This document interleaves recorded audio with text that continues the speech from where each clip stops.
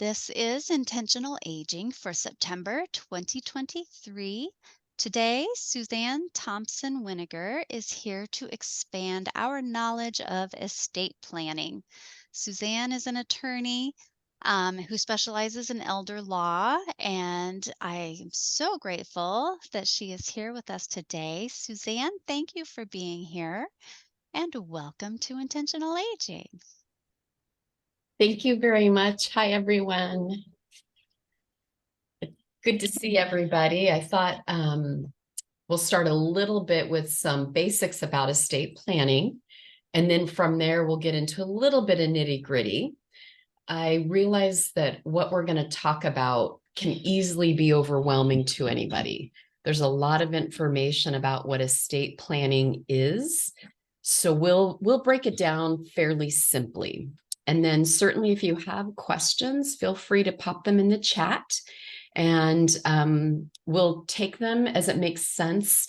Corinne's going to help me navigate that a little bit because I don't always pay attention to the chat room. And then certainly at the end, we'll have plenty of time for questions and answers. And I guess there's kind of this piece, if you have this long question, it's probably easier not to do it in the chat. So just kind of be thoughtful of that, because a lot of times I'll miss exactly what you're asking and I'll have you repeat it anyway. I've got a couple of notes for myself that I am going to keep track of. They're on my little board. So if you see me look down, that is what I'm doing. And then there's a couple of times I actually have some things saved on my computer. I love Zoom. There's a lot of things that are great about it, but the hard part is unless you're looking at the camera, you're looking everywhere else. It makes it really hard. So I want you to know, I'll tell you when I'm looking at my computer so you don't think I'm not paying attention to our group. So a couple things to share with you about me. Kind of the most important piece, I need to give a disclaimer. What I'm providing to you is not legal advice. It's basically information about what estate planning looks like specifically in Washington. I don't practice in any other state, although I am licensed to practice at the Supreme Court of the United States, but those are federal issues and we don't get into federal issues with estate planning at this level. I am a registered nurse. I've been a registered nurse for 27 years, almost 28, and I have been a lawyer going into my 21st year. I obviously was a nurse first. I was an ER nurse and loved it. And I actually practiced nursing probably till about 2012, I say ish. I still maintain my license, and there's a lot of things that I do, which for me makes estate planning a lot more fun because I understand aging and I understand very differently what maybe some of the other lawyers don't. So I'm always happy to gab, but you'll see the human side and the aging side of what I'm going to share with you to hopefully help you make sense of this thing called estate planning, which I think is a very overwhelming word. My office is based out of Sumner, which is near Puyallup and kind of Tacoma, but it's closer to Puyallup. It's in East Pierce County. But I do have a home in Diamond Point. We've had a home out there for 12 years. It's our vacation home, but I practice out of Sumner, although I have a number of clients in King, Thurston, Kitsap, Pierce, and Clallam. And I am a traveling lawyer. So I will go see my clients, but my work is done out of my office with 2 staff and 2 dogs. So to kind of give you an idea of what we do and how we come about. I think trying to decide, I'm looking at my piece of paper, the best way to approach this. I guess, would it be okay actually if some people answer some questions for us as we go? Would that be complicated for everybody? Because here's kind of what I want to start with a little bit, and I can see who's on, but I don't know any of you. Sometimes I run into people I know. I guess I'm curious from those who are willing to give me some words. What do you think estate planning is? It doesn't have to be complicated, just kind of in your idea. That way I can know if we're on the right track. And I write down a lot of stuff. I'm a paper pen person. Well, I think estate planning is what happens to all my junk after I'm dead, including my money. Great question. And the idea is you're supposed to get it all in writing so somebody doesn't have to try and figure it out after you're gone. Yeah, that's great. Anybody else? The purpose is to make decisions while you're still alive so that other people don't have to do it for you. That's right, Pamela. Absolutely. A lot of people forget about that, because we're going to talk about it, because people think estate planning is only about dead people, but it's not. A good portion of it is what happens when you're alive. So yeah. And I think a lot of people are afraid of the idea of death. So they postpone They do. looking Yeah. at what's going to happen. I have a 70-year-old brother who still hasn't written a will. I would agree with you with that. Although when I do estate planning for people, when they leave with their folder and they get a cookie and some other stuff that we love, they're like, this was much easier than I thought. This feels good. But there are some that it's tough to get them to come back in to sign, because I have to agree with you. It's kind of like, if I do that, does that mean I'm now going to die? And no, that is not what that means. I tell people, you could come to my office and cross the street before we even do any of that and get hit by a bus, and it doesn't change anything for what I'm doing. So yeah. Anybody else have some thoughts? Or I think along with who inherits what, the other thing that for me is part of estate planning is whether or not it would be optimal for me or you as a person to have a living trust or just a will. yeah. So That is a great question. I mean, I'm doing it in more, it's information, but it's helping me turn these into questions to make sure that I answer them for you. I think medical advance directives too. Absolutely. I think you guys know what you're talking about, which is great. We can definitely get into some of that nitty gritty that it's clear you have an overview, which is important, but I will still do an overview, so it makes a lot of sense. But I think even just the for what you guys talked about being like, what happened, like Evelyn said, what happens with my junk when I die, especially my money, talking about something in writing versus not. Pamela, you talked about all the things related to decision making when you're alive, and then Penny with basically kind of that living trust. And again, who inherits what? So I think those are all great questions. I approach estate planning, and again, my caveat is there's lots of people who do estate planning, and I'm only going to talk lawyer wise.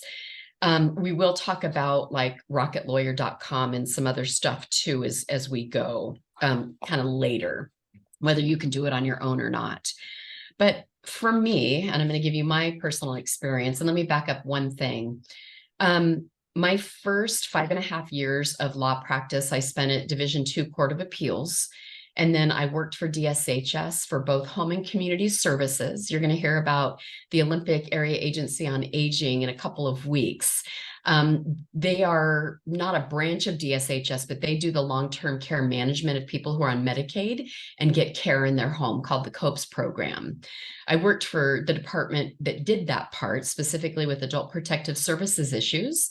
And then I worked for another part of DSHS for licensing adult family homes, nursing homes, and assisted livings, and the investigations of abuse in those. And for me, I decided my practice would be, not my practice, my life would be better enhanced, and I could help people more if I went into private practice. So I did that in 2008.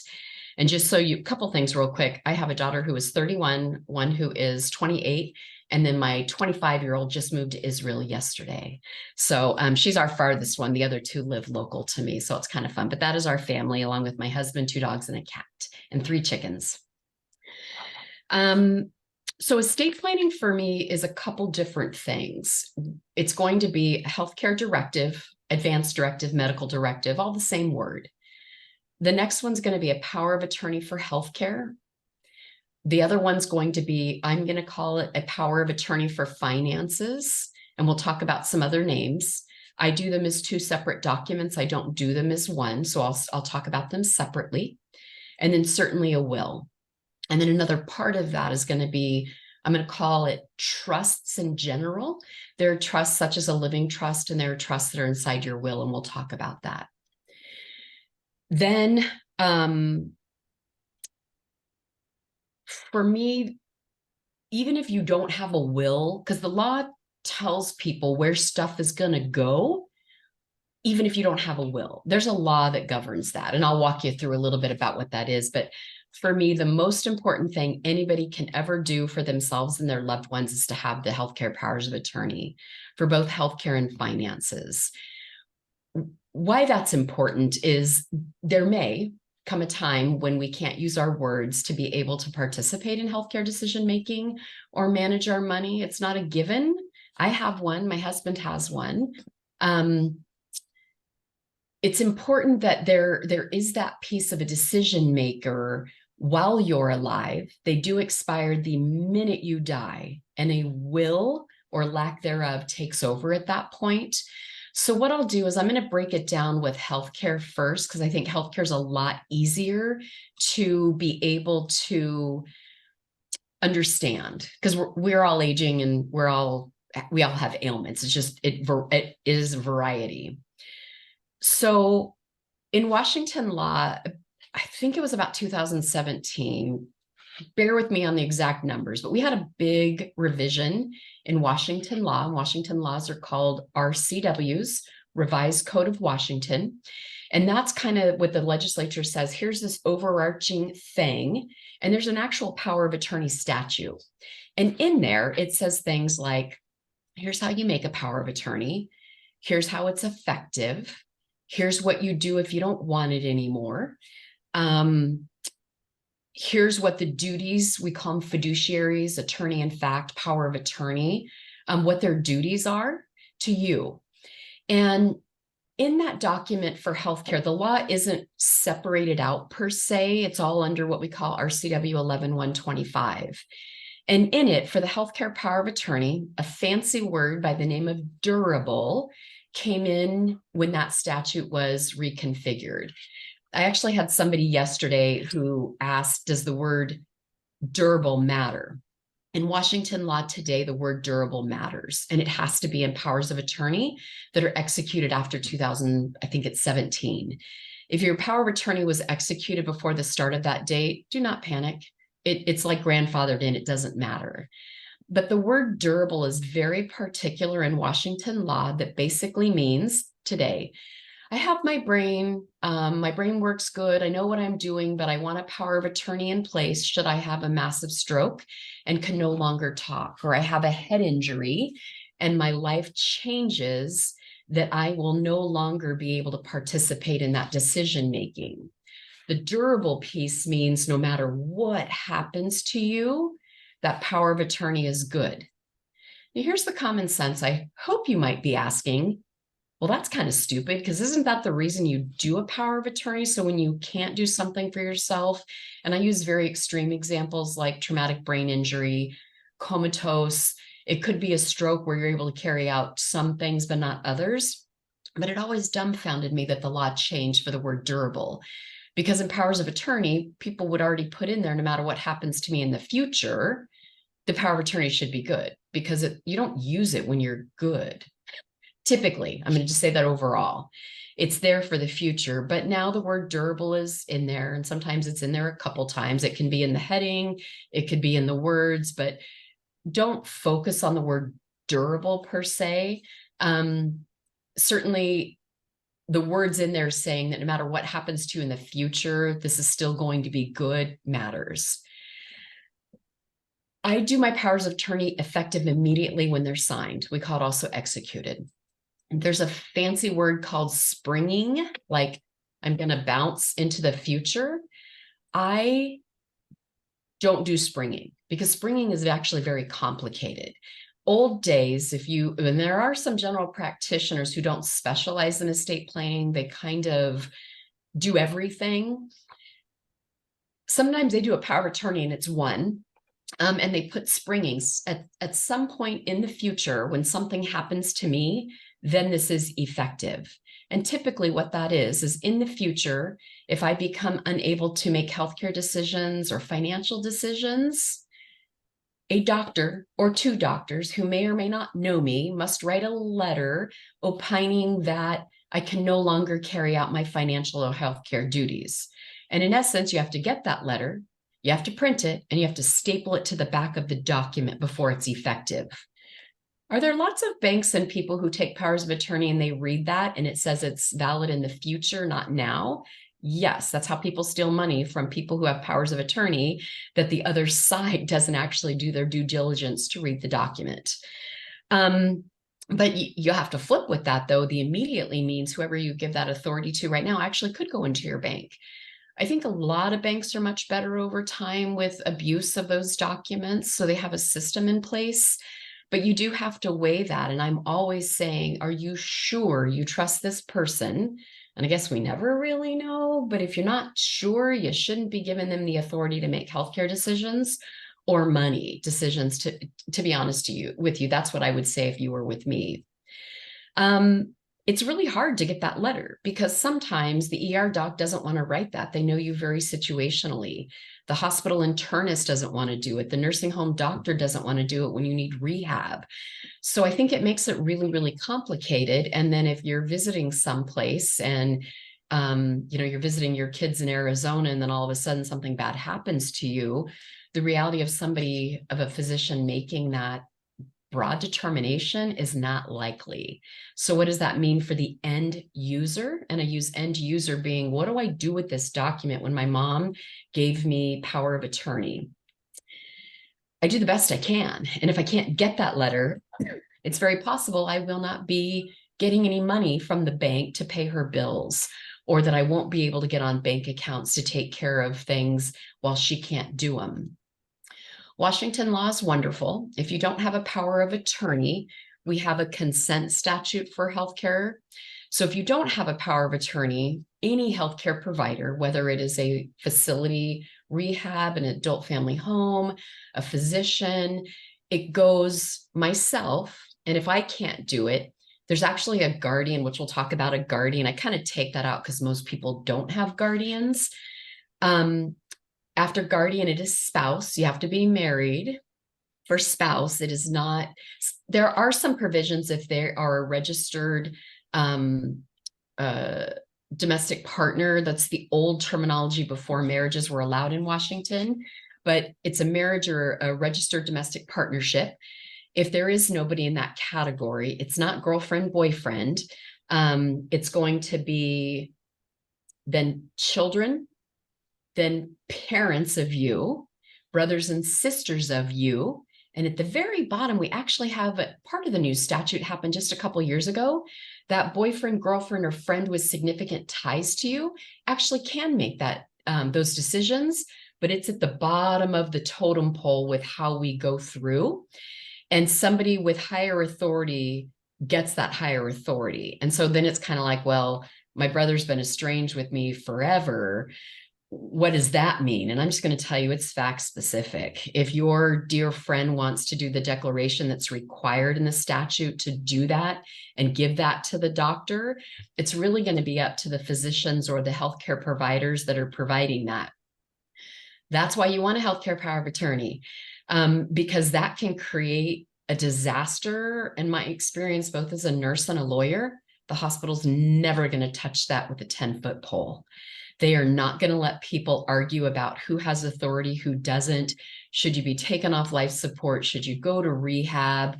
And again, this is assuming you cannot talk. Even if you can blink, if you can write, if you can do nonverbal, somebody says to you, do you want to go home? And I'm saying, yes, I want to go home. Even if I can't use those words, they should be listening to you. Powers of attorney should never come into effect until that thing happens that you can no longer advocate for yourself.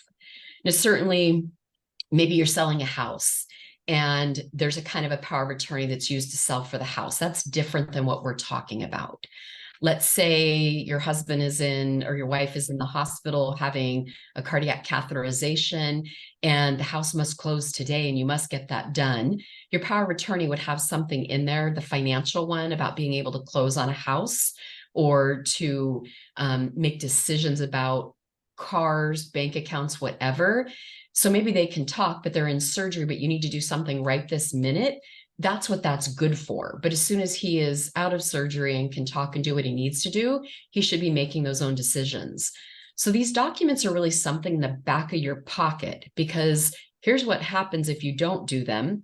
And the hospital is not going to listen to your friends and people and family.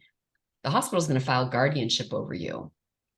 So that's another ballgame we're going to talk in a second, but guardianship is broken down into guardian person healthcare and conservator money and contracting.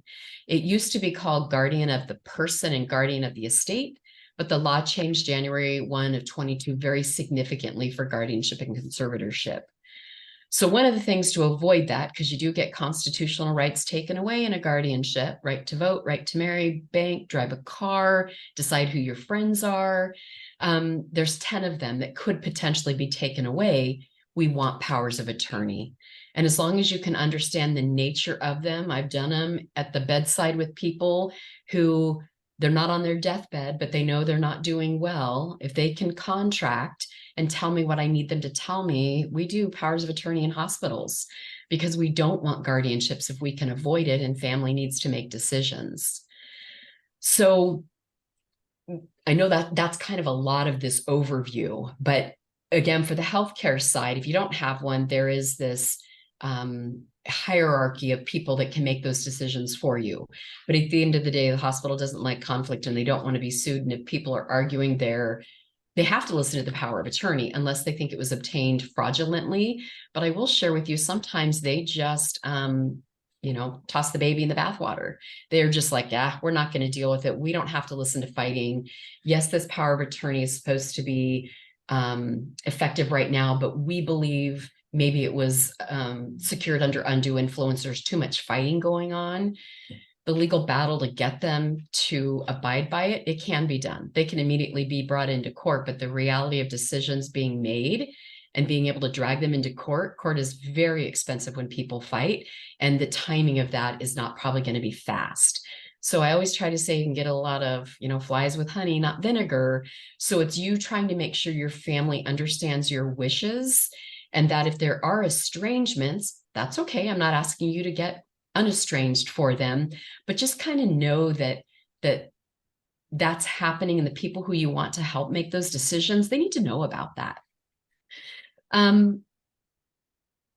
For money, though, it's a whole different ball game. So contracting, banking, dealing with pension benefits, Social Security benefits, there is no hierarchy. If you do not have a power of attorney in the state of Washington identifying who your attorney fact is to do those things for you, they will 100% have to file for conservatorship over you.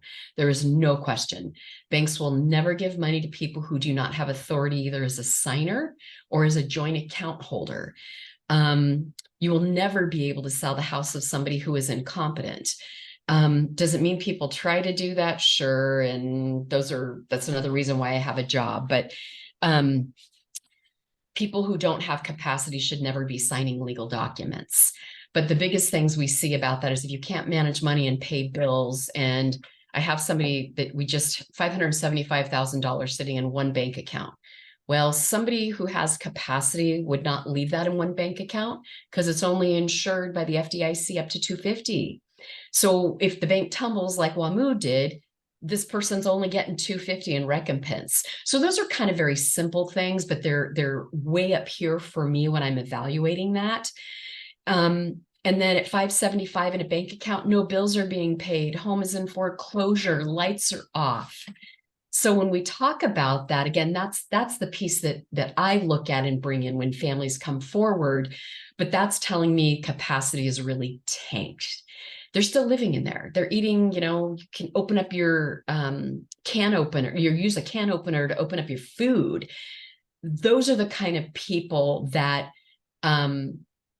guardianship really is needed. But if they haven't done a power of attorney, there's no way for them to be able to say to the bank, let's add them, because the bank probably knows them, or the bank is going to understand that they're not being able to track to add someone to an account. So for me, those two pieces are most important. And if you have to pick which one you're going to do, assuming you have family and you get along with your family in that hierarchy, get the power of attorney for finances done. Really, when lawyers do them, you do them together. So it's really not like one is cheaper than the other to do. If you use something like a Rocket Lawyer, or I don't know what the other names of them are, but it's not going to tell you you need both of them. You're going to be telling it what you need. So I think you have to be thoughtful if you're going to use one of those programs to do that, that you want them together. Okay, I have not checked the chat room. Thoughts for anybody? Do we want to go back over a couple of things? You let me know. Is there something I wasn't very clear about? Because it's basically, I know I'm barfing up stuff I do every day. So I don't want to overwhelm you, but please chime in about the healthcare or the financial. And if there isn't anything, y'all are brilliant. Well, I think I understood you to say at the last that, you know, the last thing is you absolutely have to have a power of attorney for finances and a power of attorney for healthcare, both. Yes. Right. Yep, absolutely. And again, can't speak, I'm going to call it Rocket Lawyer because that's the only one that's coming to my brain right now. It's basically the do-it-yourself.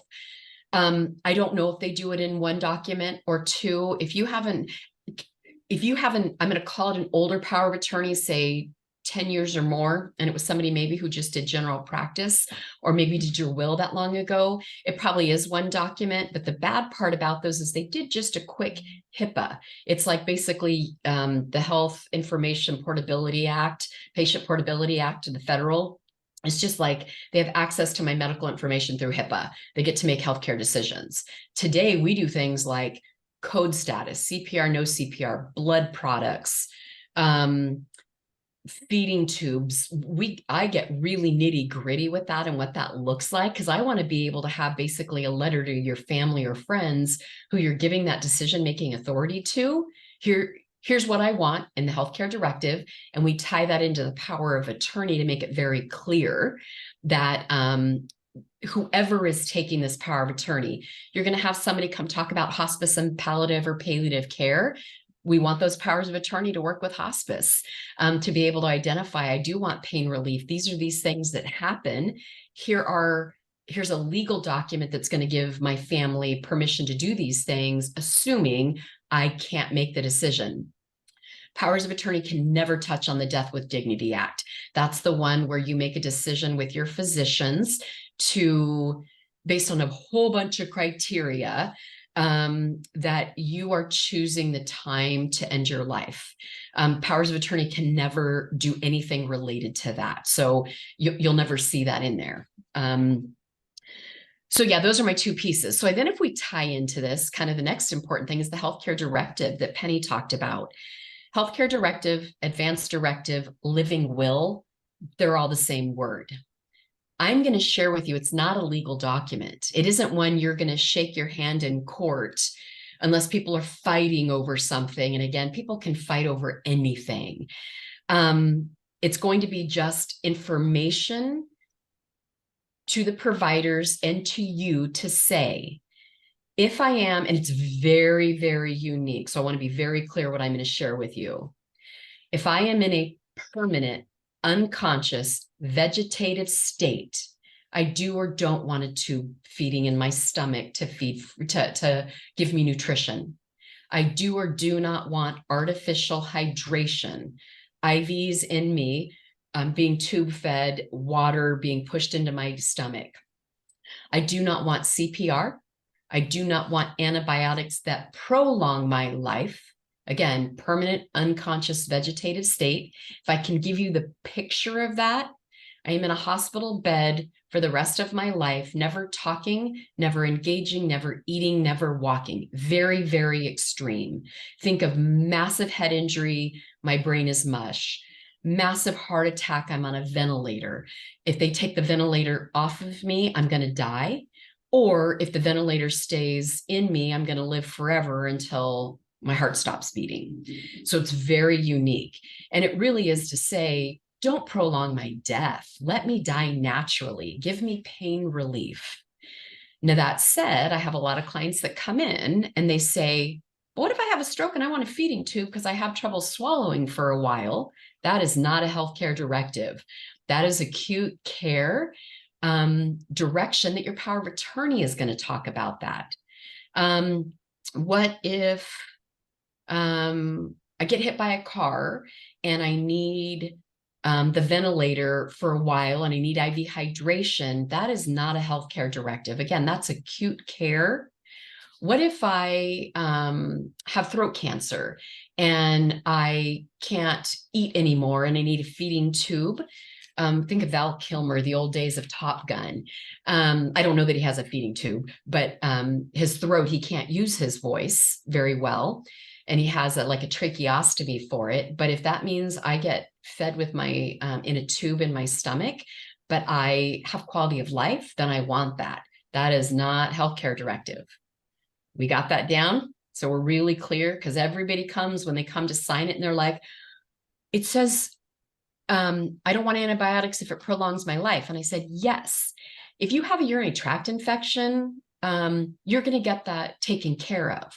But if you're going to always have a urinary tract infection, and you probably will if you're in a Foley cath with a constant unvegetative state, do you want antibiotics to get rid of the urinary tract infection only to come back up in a month, then only to come back in a month? Or if you develop pneumonia in this person, this unconscious state, do you want antibiotics to make you better? Well, you're saying not if it prolongs my life, but if it fixes me, and I'm going to be in this permanent unconscious state. I will tell you, I've had clients in that. It's not my life choice, but that's what they wanted. And they didn't want to have, I don't want to call it plugs pulled, but they didn't want to starve to death. And people have these really weird perspectives that are valid though, but we don't starve people to death. We don't hasten people's death in medical care. Your body sometimes controls what that's going to be. And you really can't be on life support forever. There's there's a couple of books, and I'm blank on the names. I wish I would have brought them. I'm so sorry. But you hear about the court battles of people being ventilated for years, or in that permanent unconscious state, and they are tube fed and they can live. I have a client right now that's lived about 12 years in that state with a feeding tube. And it worked for her and her family. But it's not like we withdraw the feeding tube after 8 years and say, okay, it's time for you to die. We don't do that. So that's the other reason why the powers of attorney are super helpful. But I'm also saying, if it's acute, you have that stroke, you get hit by a car, you get stung by a bee and you have an anaphylactic reaction, not a healthcare directive. Power of attorney. And even if you didn't have a power of attorney, every single hospital has ethics, rules, and policies and procedures to deal with that. So think of the John Doe that comes in getting hit by a car, no family, no ID. They bring him into the ER, they get care. We don't not care for people. And they keep them as that John Doe until they can figure out who they are. And then eventually maybe somebody steps forward and they say, oh, I have the power of attorney. Now let's make some decisions. Or if family are fighting and there's no power of attorney, or even if there is, they're going to go back to their ethics committee. They're going to pull their policies and procedures and come and say, here's what we're going to do. And it's the reasonable person. They're not going to do something funky with you. They're going to basically say, you've had the stroke, you're recovering, we're not pulling plugs, we're going to rehab you the best we can and give you that kind of treatment. Does that help everybody kind of on that piece? So for me, that third important piece is going to be that healthcare directive. What do you want done if you're in that vegetative state?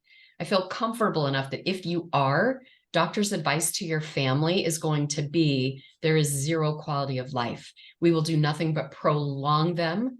They probably will die from something like aspiration pneumonia, a urinary tract infection, these things that they're not horrible to die from. I've never died from them, but I've seen, I shouldn't say that's not horrible.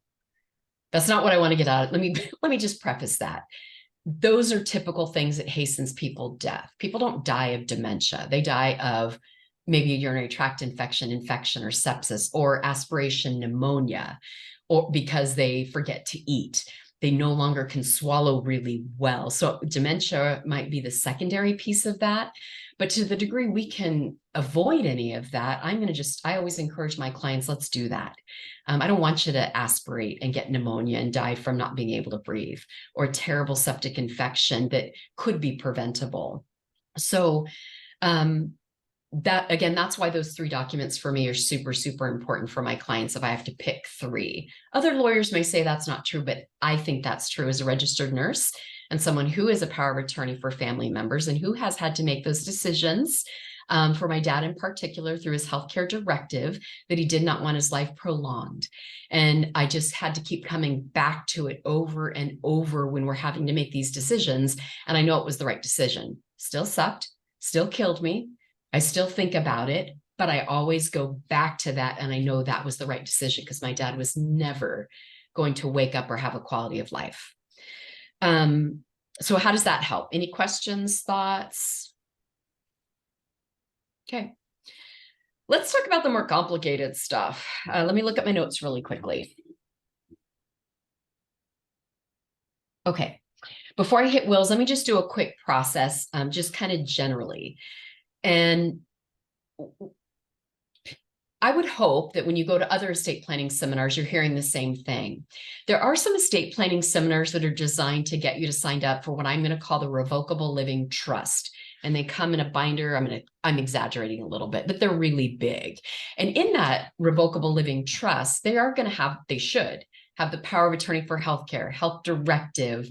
They should have the power of attorney for finances, burial instructions if they do that. I do not draft revocable living trusts, and that's a choice that I make because I don't always find them helpful with what my clients might need. Some people swear by them. I don't get people to not do them, but why it's revocable is while you are alive, you can revoke it. But the minute you die, it is irrevocable. You can't get rid of it. Even if you have a revocable living trust, you're going to have a will.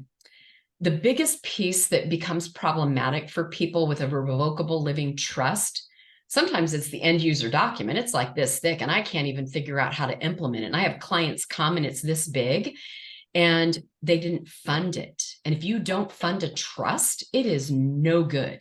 Now I'm talking about a trust not inside a will because you're dead then. So just kind of generally, the idea behind it, people say it's to avoid probate. If you take anything away, remember this, probate is not expensive unless people fight. And people fight over no money and people fight over a lot of money. Sometimes we have to probate because somebody dies with real property and you can't sell somebody's house if they're dead. So you have to probate for that specific issue. Not really a big deal. You probate it, $5,000 maybe, and that's kind of start to finish. There's a lot of things that if you're going to file probate, you want to do because it protects the heirs. It tries to avoid creditors to the best we can. So there's some things in there. I don't think that's an unreasonable amount of money to probate for the purposes of real property having to be sold and the permission given to somebody to be able to sell it. Can it be done cheaper? Yeah, I've done them a couple times for about $2,800, but very limited circumstances. And again, this is just me. It's not everybody else, but I think that's probably pretty average. But the idea, everybody says, oh, if I have a revocable living will, I don't have to probate and it won't cost me anything. Revocable living will is probably going to cost you anywhere from $8,000 to $10,000 to do. Are there some who do them cheaper than that? They probably do, but my experience is no, they don't. So that's one thing to kind of think about. You have to fund the trust. So it means everything you own, cars, bank accounts, IRAs, investment accounts, stocks, bonds, house, all has to be in the trust name. So you have to retitle everything. Now, could it be easy in bank accounts? Yeah, you just end up taking the document that you've executed and you give it to the bank and say, I want this retitled. Some banks are pains in the butt and they make you open up a whole new account. They won't just change the title. If you buy a house that's in the trust, you must buy another one that's in the trust. So your purchase and sale agreement as the buyer or seller is going to be in the trust of Suzanne Thompson Wininger.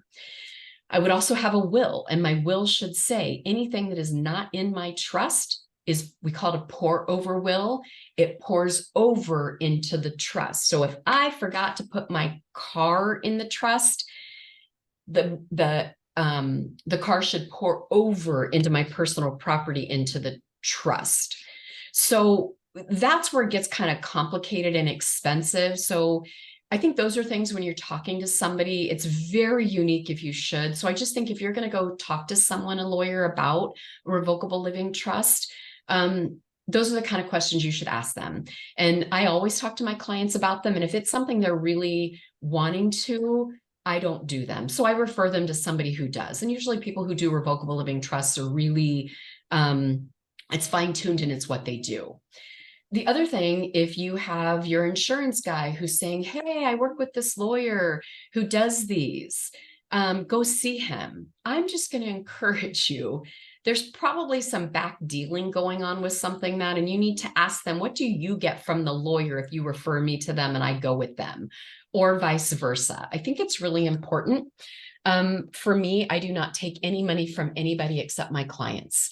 I have a vast people that I refer to because I have personal experience with them or other clients.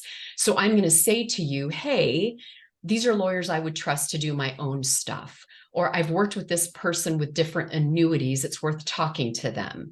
My advice isn't going to be, you need to get it, because I am not a financial planner. You know, banks that are easier than other banks, I will share that, but it doesn't mean that that is the end all be all or that you have to do that. If you needed home care assistance, I'm going to tell you the agencies that I think do an amazing job working with families, cost effective, they're dependable, and they have people show up, which is the most important thing.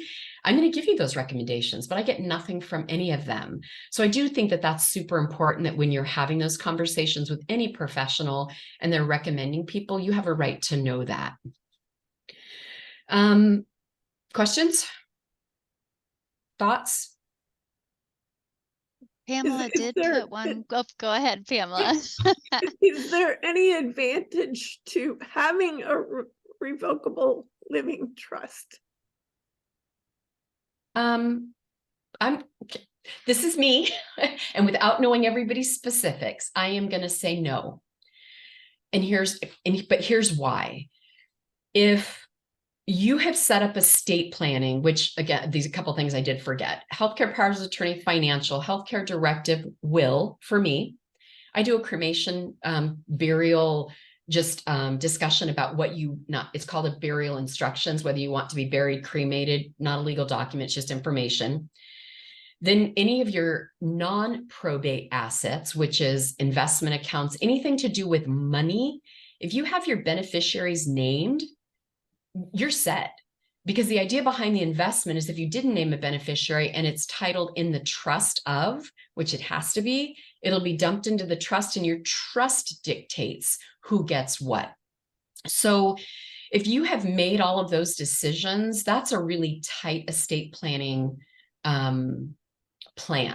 So my investments have a beneficiary, my pension benefits might. I have to say, I haven't quite come across this one because you asked a really good question. If your investment account is not in the trust and you have a pour over will that says anything that's not in the trust gets poured over, probably going to be pretty tough for that investment account to do that. And you're probably going to have to probate, because I almost said John L. Scott. That's not what I meant. Edward Jones is not going to be really hip on saying, well, this belongs to the trust, but she didn't name it in the trust. Maybe there's a reason, and she didn't do it as a beneficiary. Maybe there's a reason. They're probably not going to give the money to the trust. They're probably going to say, trustee, go probate and get permission from the court and show us you have permission to get that money and put it in there. I would say that it's those investment accounts or some banks we run into the biggest problems with. What about a house? Go ahead. What about a house? House is interesting. You can have a house as a trust asset, 100%. The trust can, if it's in the trust name, so again, it's titled in the trust of Suzanne Thompson Wininger. So that is your, give me just a second. My brain is full. Your warranty deed or your statutory deed says in the trust of Suzanne Thompson Wininger, the trustee can sell that. No question. Don't have to probate it. When a revocable living trust is going on, I'm the trustee. It's kind of weird, but I'm the trustee and I manage all my money and I do everything that I want to do with it for my benefit. When I'm no longer able to do that, and maybe it's my spouse or we're together, or it's my children who I've identified as a successor. But yeah, if a house is in a trust, it can absolutely be sold inside the trust document without ever going to court. Another thing, just so that you know, kind of, I don't mean to jump, but you made me think of something else. In Washington state, it's been a number of years, maybe 10. We have what's called a transfer on death deed, and transfer on death deeds allows you to give your house to one person, multiple people during your lifetime. It has to be executed and recorded with the county where the house is located. I'm going to say real property. A mobile home or manufactured home that you do not pay property taxes on is not real property. It's just like a title with a car. So I'm talking a house attached to real property, or a mobile home or manufactured home attached to the land. You can actually give that to somebody after your death and it doesn't get probated. But if it is not done before you die and recorded before you die, it is no good. The other aspect of that trumps a will if you do that transfer on death deed after you do a will. So if you give everything to your kids, but after that you do the transfer on death deed to your, I don't know, I hate to say this, a caregiver, the caregiver is going to get that, assuming it's been executed properly. Now, could the kids have a fit and say they unduly influenced you? You're dead. You don't care. That's up to them. And that's going to end up in probate. But that is one little tool that can be done, and it is revocable during your entire lifetime, meaning you can change it, you can revoke it. If the house is sold before you die, they don't get anything. It's gone. It's just meant to kind of help if really all you have in assets is real property and you die. To avoid probate, you can do that. Now, I will tell you, it's about $650 to do that document. The county recorder fee is $205 for the first page. And that is set by statute, something Governor Inslee did a number of years ago. It used to be $100 a page. So you're looking at not quite $300 just to get it executed and recorded. And then it's about $300 to draft. It's a lot of work because whoever drafts it for you has to go back through every single document on that home to confirm how it is titled and where the statutory warranty deeds are, which is what proves you are the owner of that property at the time it's done. So there's a little bit of work that has to be done on the title search. So that said, ideally, if you have this revocable living trust, when you die, it's irrevocable and you forgot to put your house in it, you have a pour over will that says the house should go into the trust, and ideally the house should be able to be sold by the trustee. That's ideally. Does that help answer that question, Pamela? Yes, my financial planner helped me set it up for the house. And it sounds like he did everything right. Do you have a revocable living trust? Well, it's just for the house.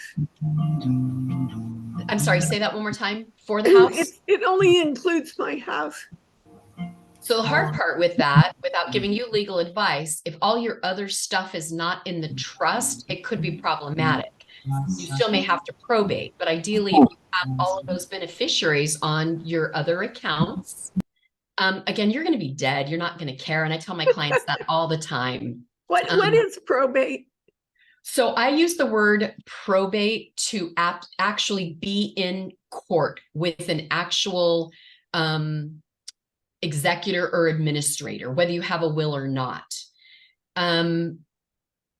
Distributing the estate is what I call it when we don't have to probate. And we certainly don't want to probate if we don't have to. We have all these documents in place. And again, probate for court is only expensive if people fight. There are some things that no matter how much planning you do, if something weird happened and you bought another house, or somebody else got on bank accounts, you got remarried, or made a joint owner of somebody who's significant to you, that all may change. And you really can't deal with it until you die and people are trying to access that money to be able to distribute to your heirs. But in a perfect world, if you set up the trust the way it needs to be done, I'd like to say you don't need to probate. But think of Paul Allen, who had an amazing trust. I think it's something like 13 years is what is anticipated for his trust to be distributed in the things that have to be done. To my knowledge, it hasn't been probated in court. So that's ideal. But again, he has mass fortune. But sometimes it can take a while for those trusts to be distributed, depending on how they're written and who gets what. Are we done at 12:15? I want to be thoughtful. Hopefully not 12. Nope, we have until 12:30, Suzanne. Oh, even better. Yes. I have it cleared on my calendar till 1. So I know this is lots, but I want to kind of move on to some other stuff that's important. Give me just a second. Okay. I have a question. Is there a circumstance in which you would recommend somebody having a revocable living trust? Is there such a circumstance? No, I'm going to call it really fact dependent. If you don't have a large estate, and large estate is relative, but give me 1 second. I want to pull something before I give you this number. Give me 2 seconds. I should have pulled it, but I really forgot.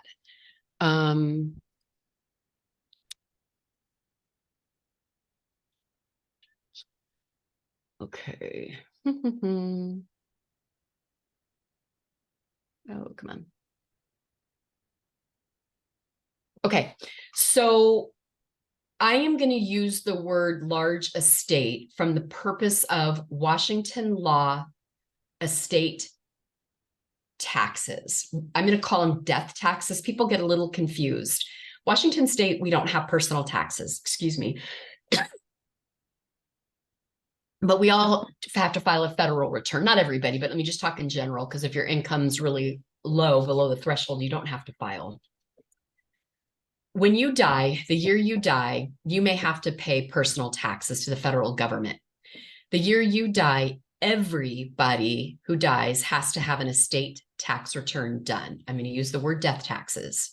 If your estate is below, oh my God, oh, here we go, $2.193 million. So if you have 2.192, you do not pay estate death taxes. You still have to file a tax return. The federal number is 12.9. And I think I heard it might have just changed as July 1, but it's really close to that number. I'm going to say a revocable living trust may make sense when you're looking at that kind of money. But I can tell you, we lawyers have the ability, even with that number, to do some estate plannings to avoid those estate taxes. So I don't know, you got to weigh, do you want to drop $10,000 now versus maybe $2,500 to be able to do the same thing? Some people are really comfortable with that trust. And again, I would never say don't do them, but I think you really have to look at net worth, what your real property is, who you're going to give your estate to. So I hate to say that, Vicki, it really depends. But for me, if your estate, if somebody only gets Social Security and they own their house and they have very limited, 2 kids, or maybe just a spouse or domestic partner or good friend they want to give to, I'm not so sure a revocable living trust is worth the money. But I think that's something that's a great question when you're asking, and hopefully if you decide to go see a lawyer, these are the questions you would ask them. And like with my office, let me just tell you what we do, which I hope you should be, if you go to another lawyer, this is what they should do for you. And if they don't, ask about it. I have a really detailed form you fill out, and I want to know, where is your money? It's a confidential document, but I want to know, do you have kids? Are you estranged? Are you married or have what we call a meretricious relationship? A relationship with, old word is common law marriage. We don't use that word anymore. Do you have pets and you want a pet trust? Do you have pension, Social Security? How in debt are you? I need that to be able to say to you, oh my gosh, here's what we need to do. Or you just need a simple will, a 5-page will that is as simple as I'll get out, which is much more cheaper than it is for a fairly large will that we have to make accommodations for maybe a developmentally disabled or intellectually disabled child, a trust for a spouse. If you are a blended family and you are the one with the money, and your spouse is not, but you want your money back basically to give to your children and not your stepchildren, that's a whole different ballgame. Can all that be done? Absolutely. But those are really, really complicated estate plans. And we have to talk about that because it takes a lot of time and energy.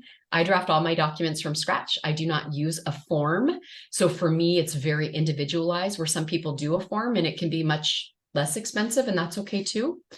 So when you're looking at all of that, we talk about a will. Rocket Lawyer can do a will. I had somebody not too long ago come to me and they messed up the will. And it was a terrible circumstance. And I'm going to share how this happened. And I did not represent them, because if you're not truthful with me, I don't represent you. If we don't like each other and click, I don't represent you. And I tell you that because I think that's super, super important. Or if I think, your family comes to me and they're like, I had somebody email me today and they're like, terrible spelling in the email, no subject line. I have no idea who they are. I want to come visit you with my mom to get me on her bank accounts because my sister did that last week and my mom doesn't want my sister to have the money. I just hit delete. I don't have a relationship with them. It could be phishing. It could be somebody who wants to do stuff, but I don't waste my time on responding to something like that. We do get a lot of email inquiries. And so if you send an email to somebody, you could expect the lawyer to say, hey, here's my office's number, call to schedule a consult, or here are these things we do. But blank emails, just you get it off the internet. Most lawyers aren't going to respond to them because we don't know if they're legit or not. But this lady came to me and she's like, the will's messed up. And I was like, well, what's messed up? And she's like, my husband died and this is his will. And I was like, okay. She did it on Rocket Lawyer for him, which you can't do. She named one of the stepchildren as the executor. And then she had her two dear friends. And I appreciated her honesty because I'm not sure that I could have figured this out. But her two dear friends witnessed it, not in the presence of her husband when he signed it. And that is not a valid will. And she didn't mean to have her stepson be the personal representative. I don't care about that. I'm not touching that with a 10-foot pole as a lawyer. But she made a mess of that. And I don't know what happened after that. But there are very specific rules about estate planning and how you execute wills. And if they aren't executed properly, they are not valid. So if your family has this will, or you do this will, and your family takes it, maybe they have to probate, or they take it to a lawyer and are saying, how do I implement getting everybody their money? And I'm like, it's not valid. It wasn't executed properly. Or if you don't have the original, it's not the end of the world, but you're supposed to have the original and file it within 30 days after somebody dies. You're dead again. You won't file it. But there are just certain things that have to be done. And I think that's kind of can be a problem using like Rocket Lawyer. Doesn't mean you shouldn't. And I'm not going to say it's not effective.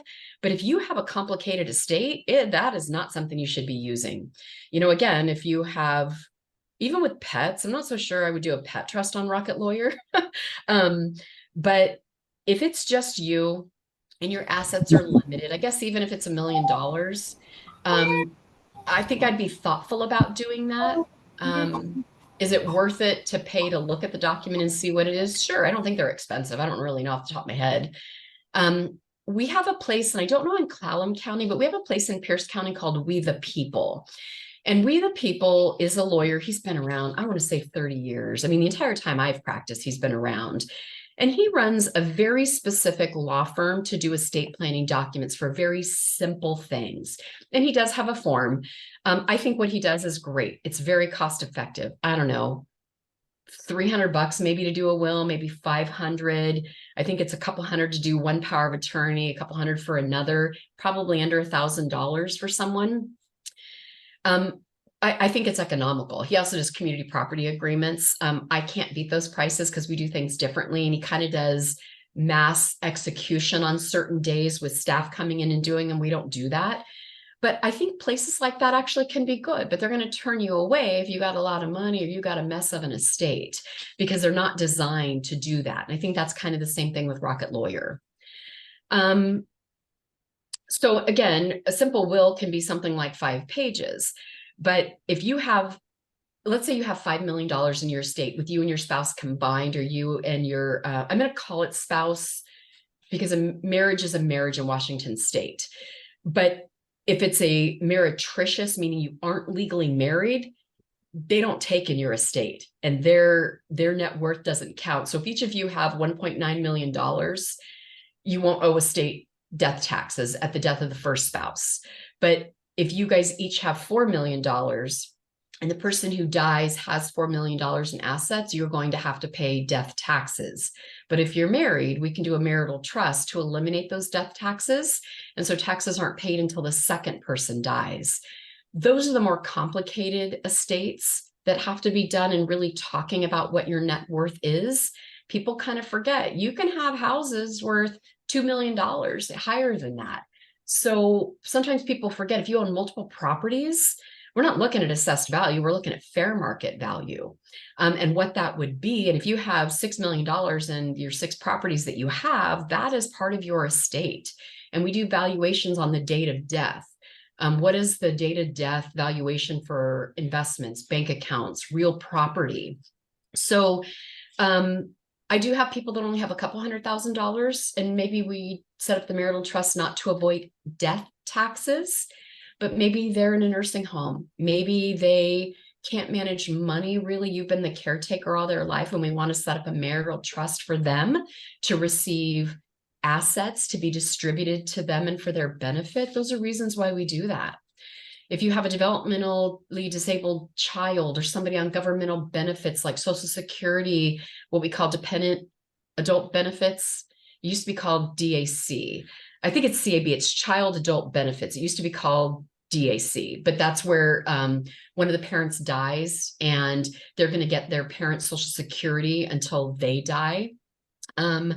Let's say your kiddo is in supported living, or I don't know, even your spouse is in an adult family home on Medicaid.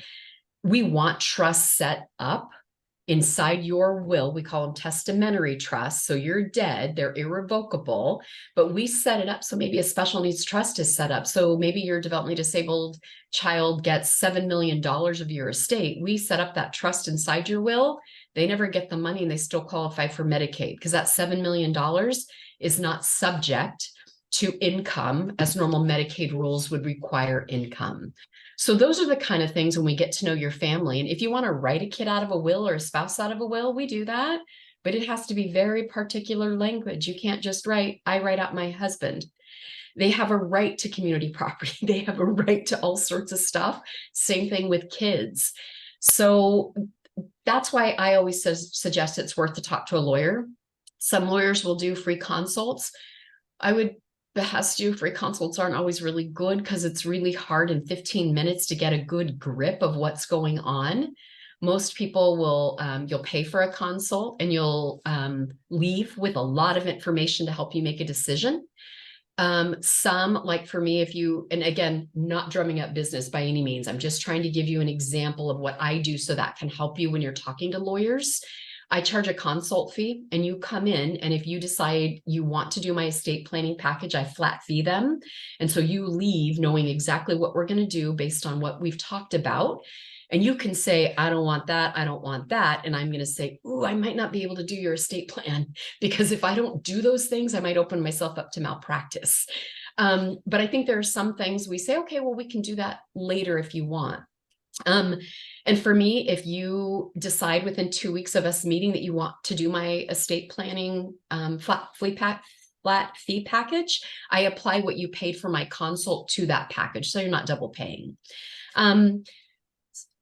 People ask, do I need to have my wills and powers of attorney redone? There's some lawyers who say, yep, every 5 years. I don't say that. I say, no, if I do them for you or I review them and say they're good to go, you don't need to redo them unless something major happens. Maybe you get married. Maybe people die and all of a sudden you need to change your estate plan to a charity, or the charity dissolves and you want to change that. But really, estate planning done, I'm going to call it in today's times, you shouldn't have to redo them, in my opinion. Can somebody relook at them for you? Yeah, you can take them to a lawyer and say, can we just review this together? And Pamela, that might be the thing, with your investment person. I will say I have a lot of people who investment people help them set them up. I don't quite understand how part of it's done because they're not lawyers and they can't do unauthorized practice of law. So sometimes it's kind of this piece of a team maybe, but I have had people come and somehow financial planners have done this. And I'm like, wow. He was working with a lawyer. Okay, good. I'm very Yeah. glad to hear that. And I think that's Yeah. probably usual. But I have a job because people aren't truthful and people are terrible and people take advantage of, I don't want to say elderly people because you guys are all young. Elderly for me is like 95, ill in bed. I have clients who are 94, 95 and they still drive and they are not elderly in my mind. But the idea behind all this is to get all that set up, create your team of who that's going to be to help you to be able to carry all these things out. So I will just share with you, if you all die today and nobody has a will except Pamela, the law says, here's who your stuff goes to when you die if you don't have a will. It goes to your spouse, whoever you're married to.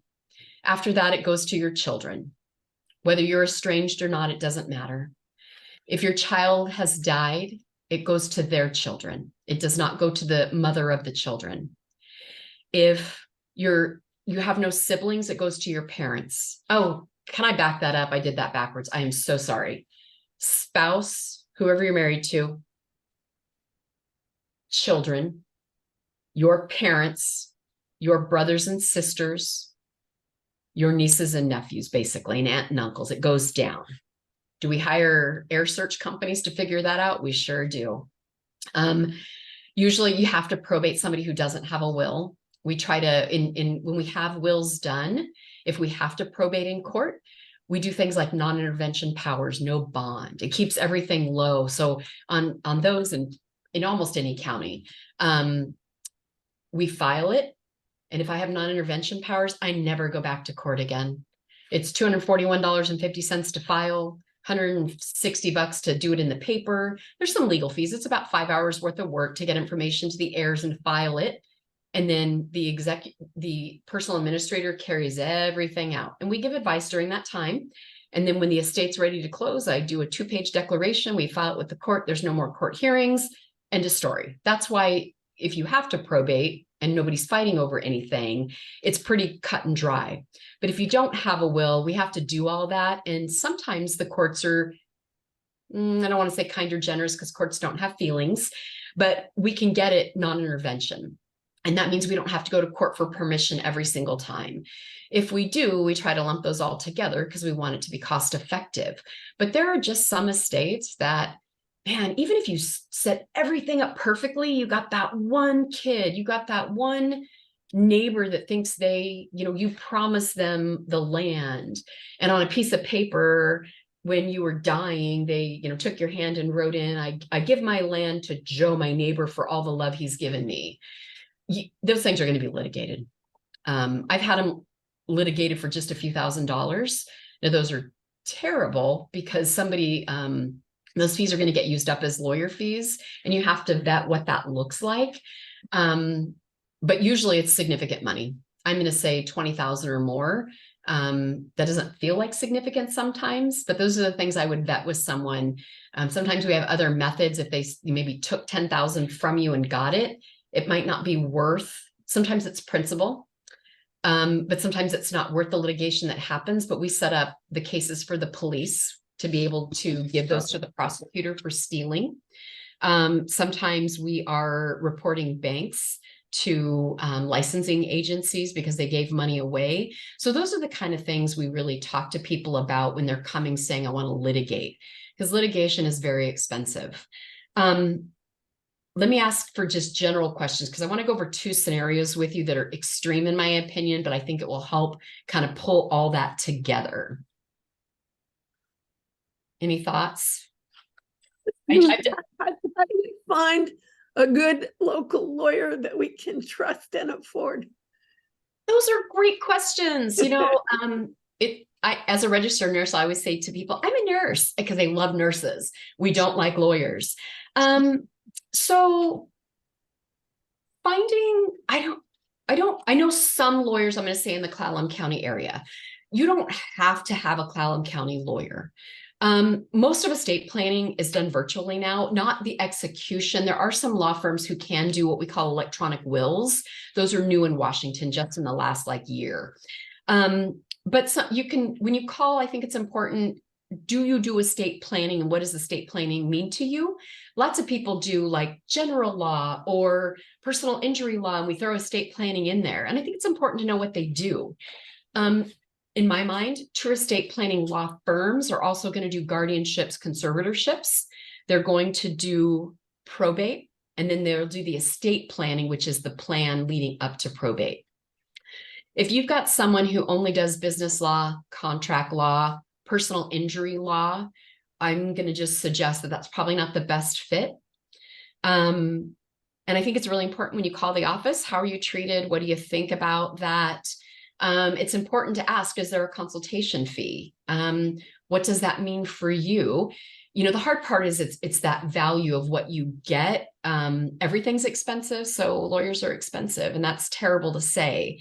But part of it is also, are you getting flat fee? Are you not? I think it's important to know what you're paying for something when you leave, or having a better idea.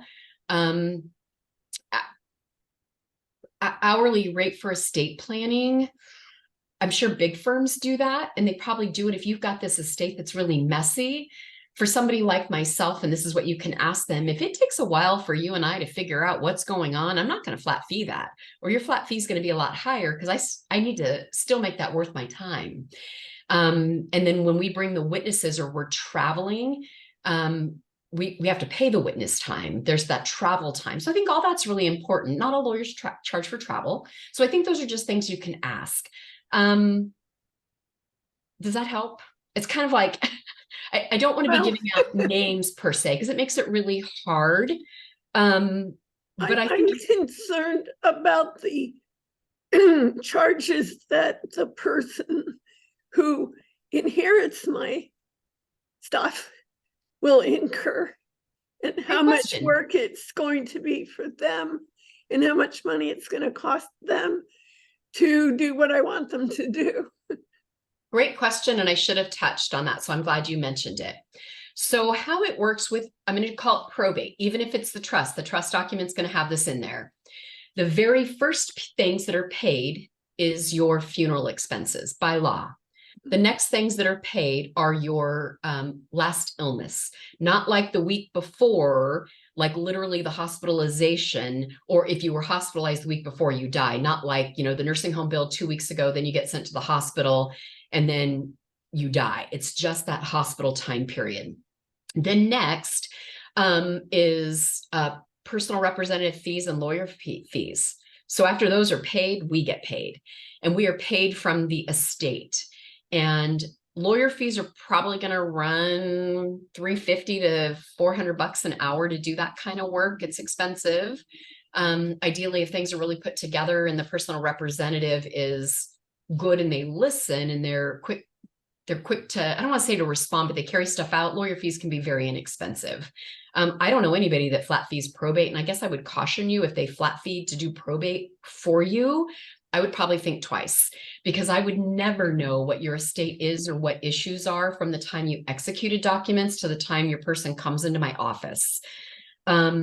If in your trust document it says that nobody can ever say you have to return to someone. So even if the document said you must return to this lawyer to do the probate, they do not, and that is not binding.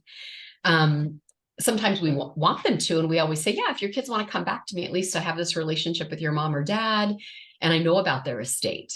But they'll be paid. And in Washington law, it is fair to say it's not a lot of money, so don't cringe. A personal representative can be paid, or a trustee paid, between $35 and $50 an hour. It kind of depends the kind of history they have. If they're a CPA, if they're a lawyer, they can command a little bit more money. It's the same thing with powers of attorney. They can reasonably be paid as a power of attorney for finances and healthcare. If your person's a registered nurse and specializes in long-term care, they could be $50, $75 an hour. You can put the amount of money you want them to be paid inside that document. I got a piece of hair that's bugging me. I don't typically do that. We kind of just say, let's figure that out. But I have had somebody recently who said they did not want someone to have more than $50 an hour. So I put that in there. That's what they wanted. So they're paid first. And then inheritances, and I'm going to do very general, are tax-free. Your beneficiaries are not going to pay any money on any inheritance they get. Before they can get their inheritance, we have to make sure creditors are paid. So if we dish out money too soon and creditor claims are properly filed, unfortunately, the lawyer will probably get sued, but the personal representative can be personally liable for dishing out money. Because do you think heirs give money back? Absolutely not. So I am super conservative before we do any kind of distributions to heirs, that we have a boatload of money to make sure all the creditors are paid. And creditors have to file, if you do it the right way, which this is how I do it, you file it in the paper and it's only good for 4 months. And if they file 4 months in 1 day, and it's not 120 days, it is 4 months counted, they're barred.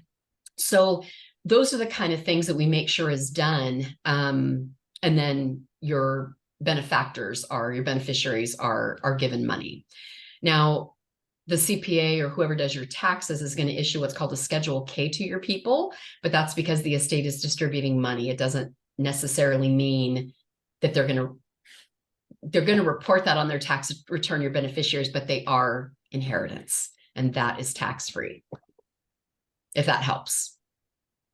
So the purpose of that in the realm, even on something that, like I mentioned, we really aren't going to probate in court. We're going to figure out the distribution of the estate. If the documents are really good and we know where people are, we have dollar amounts. Again, it can be pretty quick. I think it's fair, $5,000. I kind of keep coming back to that number for estate planning attorneys, because really that's only about 15 hours worth of work from start to finish.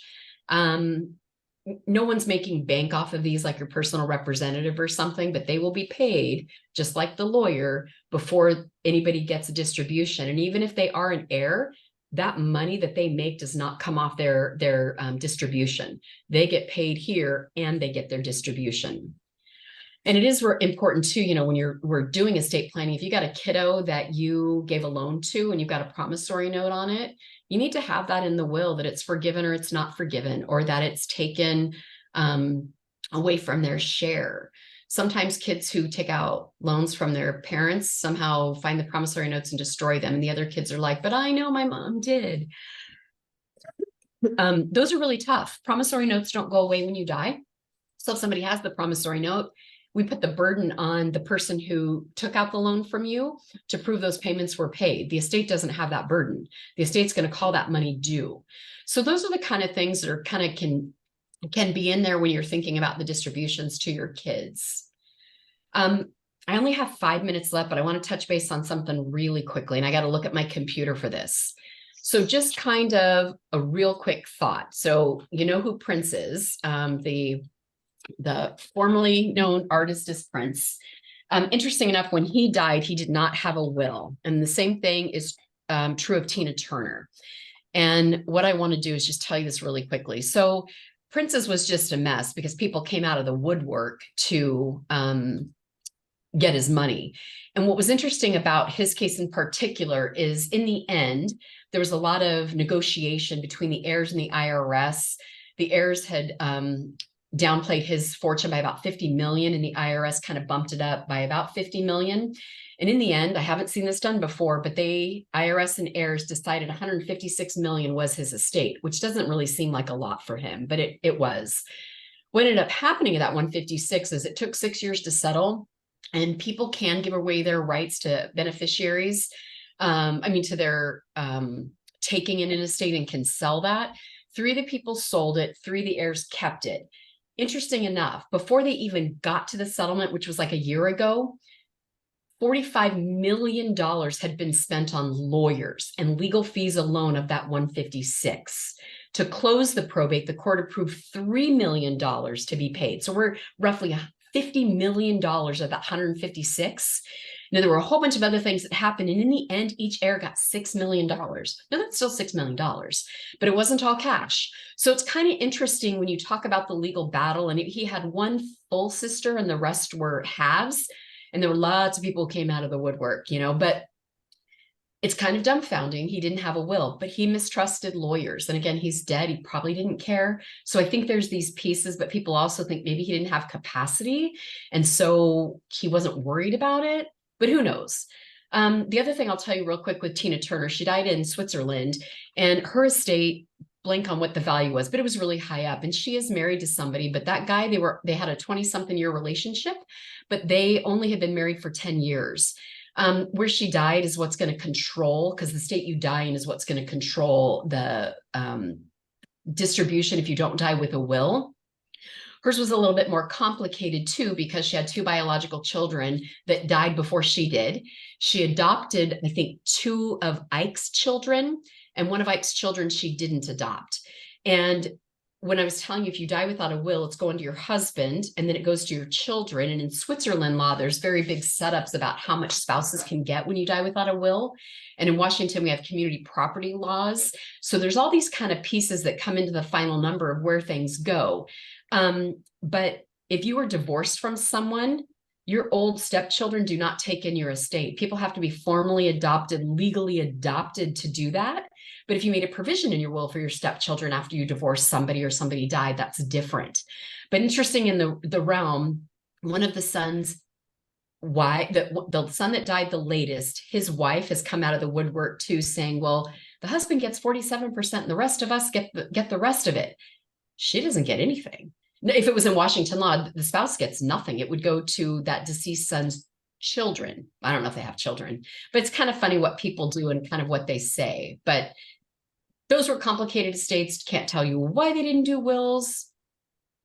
People do strange things, but again, you're going to be dead. And if you're trying to make things easier for your family, especially while you're alive with powers of attorney, all this makes sense to do. So I know that's super fast. We're at 12:30.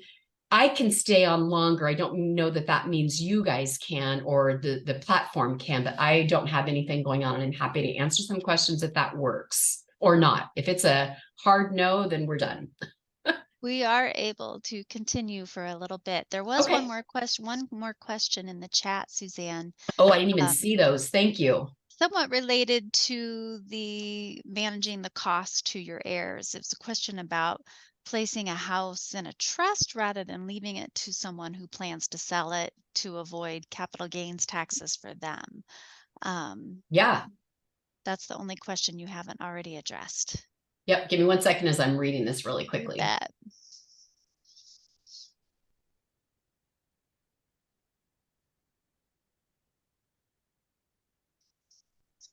That is such a great question.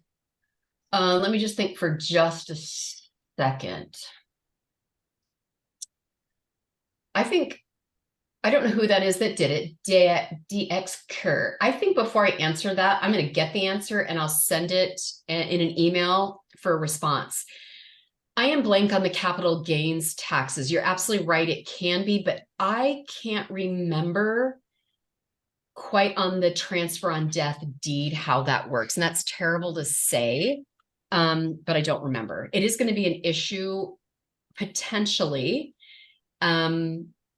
If the purchase was like at $100,000, now it's an $800,000 home, they are going to sell it because that is not an inheritance that's tax free. I just don't know what that threshold would be. If in a will, there's an identification that it's a step-up basis, that certainly can happen. And that just kind of means that that capital gains issue is not going to happen until later, is always a possibility as well. But I think that's a great question. So I can't totally say it's better to put it in a trust. It can be. But if, before I answer that, I'm going to look it up if that's okay. I appreciate the question, to be honest with you. Yes, Suzanne. This is Donna. I'm the Oh, one it's Donna. Thank you. Yeah. This was kind of a real life example. My brother died. This is in California. He had a house. And I spoke to the realtor. He has one beneficiary, and the house, he had a revocable living trust, and the deed was his name and the name of the trust. Okay. And so when I talked to a realtor about selling, I said, does the house have to be redeeded in the beneficiary's name? He says, no, we can. And I think the time frame was somewhere around a year. He said, the house can be sold under the trust name. And then that way it's not reassessed the value or anything. And so that the proceeds from the house would just be included in the inheritance. But so there wouldn't be any capital gains that would have to be paid on the sale, because the house would never be redeeded to, like a transfer on death would be put in somebody's name. So instead of that, the trust would be selling it under the trust. And so that would avoid the capital gains. Yeah, I wonder in my brain thinking too, so if the house was left to one person and the trust identified that that person was going to get the house, the trust is going to create the deed to go to that person. And so I guess that piece of that is inheritance free. But if they do turn around and sell it, there is going to be a basis, obviously, of what that inheritance was in dollars. And that's why we do these valuation at death versus how over that it might impact that person. I can't speak to that because I don't know, but I will double check about the transfer on deed death, especially if they are going to turn around and sell it. There's going to be some of that that's going to happen. Okay, thanks. But yeah, no, that's a great question. And it's terrible because I don't do the dollars of things or the investment or the CPA of that, but that is an important question. And I guess I've never been asked that. Anybody else? Let me see. I didn't go to all of the. That covers everything in the chat. Just a Yes. lot of gratitude to you for sharing all this information with us today. You're welcome. I'm just gonna write in some notes here for me on the trust capital gains. When you find an answer for that, feel free to send it to me and I can include it in the email I send everybody. That's great. Next week, so everybody will have access to that who's on the mailing list. Yes. That sounds perfect. Well, thanks for having me. It was fun to meet everybody. And I'm going to sign up for a couple of the upcoming ones, the hospice one, as well as the Olympic AAA, because I want to learn. I know about it, but I want to learn a different perspective. Yes, please do. Everyone is welcome. And thank you so much. This was a wealth of really valuable information. And we all really appreciate it. And as usual, for more information related to this topic, I've put together a little list of a few resources. Some are online and some are books in our library collection. And Suzanne has a few things that she's going to share with me that I will also get out in the email, some resources that she recommends related to estate planning. So all sorts of good stuff here. And as usual, the email you get from me in a week will have links to all of this. So don't feel like you have to frantically scribble all of this down now. I will be sending that email out. And then next month, our topic will be October is Resilience Month and here in Clallam County. So we're going to be focusing on building our resilience through community connections. So we'll be talking about the importance of community connections because spending time with others can boost our health physically, mentally, and emotionally. We will talk about that, and we will be joined by representatives from some local organizations who will talk about the activities they offer that can provide opportunities to connect with others. So I hope you all will be able to enjoy or to join us and enjoy. And that is all for today. Thank you again to Suzanne for joining us. Thanks to all of you for taking an interest in living well as you age. And be well, everyone. And we will look forward to seeing you in October. Thank you. Bye-bye, everyone.